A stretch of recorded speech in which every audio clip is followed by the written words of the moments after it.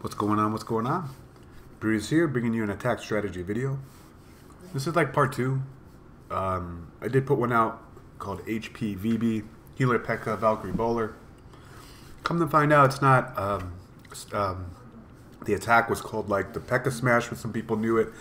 I researched it, and basically I'm going to call this the Grundinator because first time I hear about this way before Pekka Smash posts were the ByeForever show. The Grundinator was on there when he was with Poetic Darkness. He's in 6 Liches now. He talks about the attack being named after him. It's a little different variation than what I'm about to show, but maybe it just evolved since then. With that, and you guys can talk about it in the comment section, but I'm just, to keep the length of this video down, I'm just going to talk through the attack as it happens, or as we draw it up rather, and then point out why he does it. So what you need for this army is 6 healers, 2 Pekkas, 6 Valkyries, a jump, the rest is for funnel. CC bowlers. The rest is for funnel. Usually it ends up being like a baby dragon and 4 wizards and like 8 wall breakers or somewhere around. That's what's remaining. And then it spells. You got 1 jump, 3 rages. Usually, sometimes it's 4 rages. Usually 1 jump, 3 rages work the best in both examples. You see that. And the last 2 spells should be a poison and a skeleton. In this example, we're going to see 2 poisons, but I'm going to talk about why it's wasted and why the last spell should be a max skeleton for this to really have that success. With that said, you can do this with a close or open walk. We're going to look at a close. I'll talk through an open walk on the other one. Queen over here, her job is to get all of this on her way through the walk, and she will comfortably get that. And 4 healers behind her. They'll stay behind her and last the entire way as they take out 1 of 3 air defenses. The sweeper really doesn't matter at all. The wizard, just 1 to help with the funnel and then also take away some trash. Meanwhile, we're gonna lure the CC, put a poison down, the only poison you really need for the CC right about there, and 1 of your 3 rages should be dedicated for that encounter. If you just commit that, it's fine. If you don't need a rage for the encounter, that's just titties. You get 3 rages for the core. But don't lose your heal, don't lose your queen. And it's okay to burn the ability. So if it's a rage, if it's a baby dragon combination with Valkyrie, it's okay to use your ability. It absolutely is if you have to. It just is what it is. With the other side of the funnel, quite commonly, it's a baby dragon. And there's the other side of the funnel. Once that structure goes down, you kind of lead. You can do this with a bowler walk or a Pekka walk or Valkyrie walk, whatever works best. But as your Pekkas eat this, they'll head that way. Meanwhile, you got your CC bowlers helping out. There's that one, and your Valkyries, and your BK. Everybody going this way. All this is gone. Basically, the bowlers bounce will get this on the way in. And we're jumping right here. Right in that bad boy right there.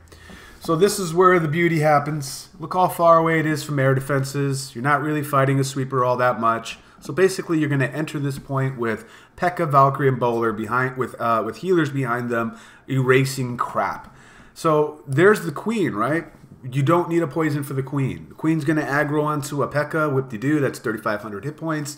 She'll be there for a while. Plus, it's got healers behind it. Valkyries will fuck her up. You don't need a poison for that. You put bowlers behind that. You do need that last skeleton spell. We'll come back that I'm suggesting, and you'll see in motion in the next replay. We'll see in just a moment.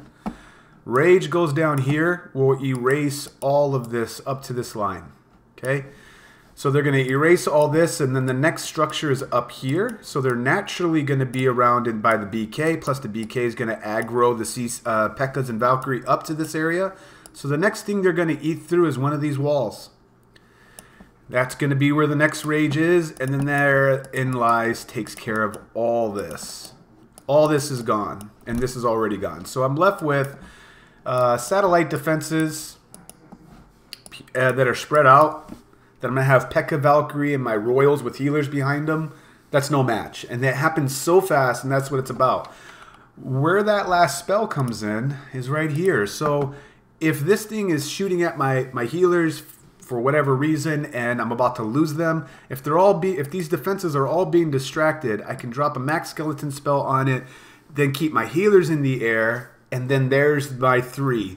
Or if I'm chasing the time and I'm eating the base around the side and I need to get to a structure that's behind 2 walls, I could drop a skeleton on it, and now they only have to beat through 1 wall, and it saves me the time. So basically, the last spell should be a skeleton, max skeleton. Keep it to the very end of the raid to use it at the opportune moment. We'll see an example of that in the next live raid. So with all this erased, it happens really fast, but you basically have to be okay with losing some healers on the way in, but you're bringing 6, so you have enough. And with the rage in the core, it gets down the air defenses faster, and then they can take down 6 healers. And then on the outsides, that's where you have the remaining troop space to basically put some wizards in, and they walk around cleaning trash rings as these guys get distracted at the core and the splash damage at the core. And that's what the wizards are for, to clean up the outside. And it also eliminates any excuses for your kill squad to deviate from heading in the core and rerouting outward. You want to keep them all in the middle with the healers behind them, and it's freaking impossible to stop.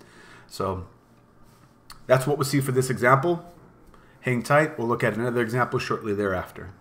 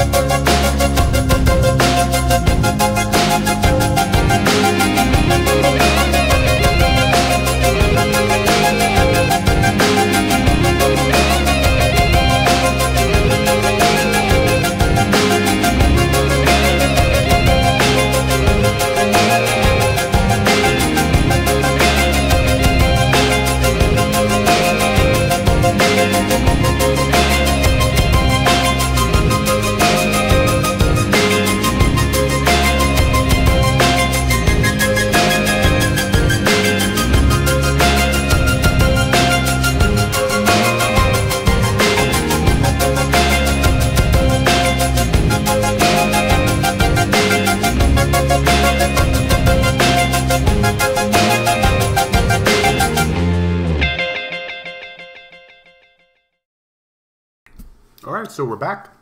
Here's the last example is myself with PWC. This was supposed to be an open walk. It wasn't. It for some reason, I just got fortunate. I liked my open walk anyway. But we'll see. Queen right here, take care of the hut and then start working on these structures. Her job is to walk this way and account for all of this. And the reason why I want this to be accounted for is it could flank my kill squad in the core. Healer right behind her. So down here really is where I wanted, because I wanted her to basically handle the left side by herself. 3 healers for her because I'm planning to use a rage when she's under 3-point defenses.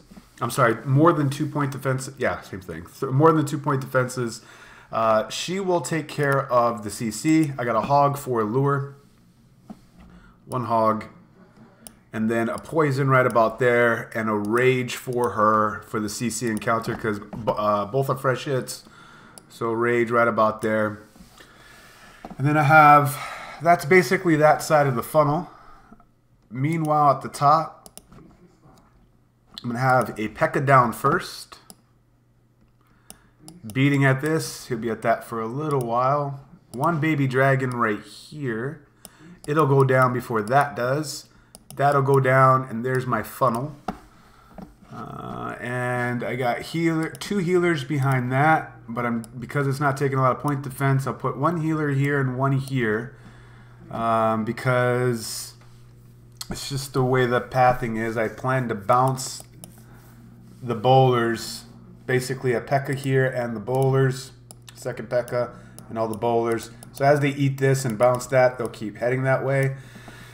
Here's where I brought wall breakers. You really don't need them, but I'm going to use them, and I'll explain why.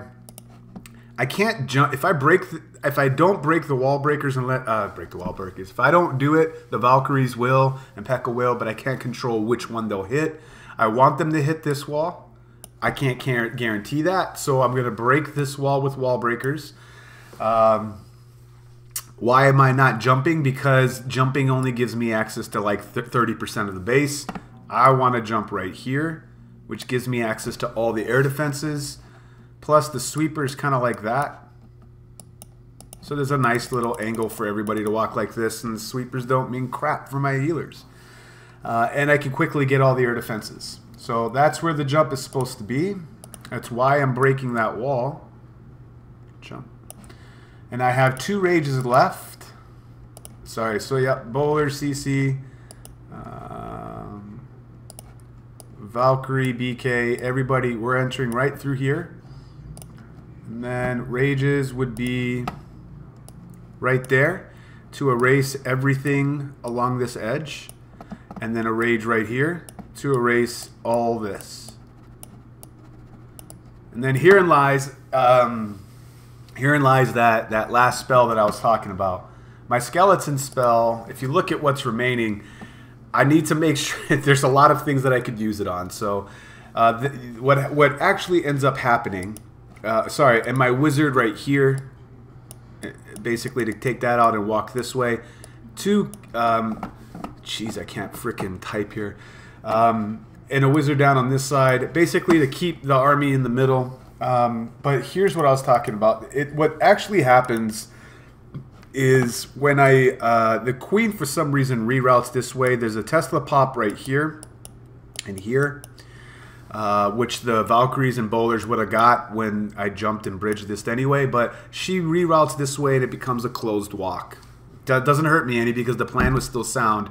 But now I have an odd structure remaining at the end. It ends up at the right opportune moment. My wizard gets right here, aggroes the wizard tower. I thought I could get really sneaky and drop a max skeleton right there to take it out because this mortar was being distracted. And that was basically, I knew that wizard tower could pose an issue for my cleanup wizard all the way on the outside. And you'll see it comes very close but doesn't pull it off.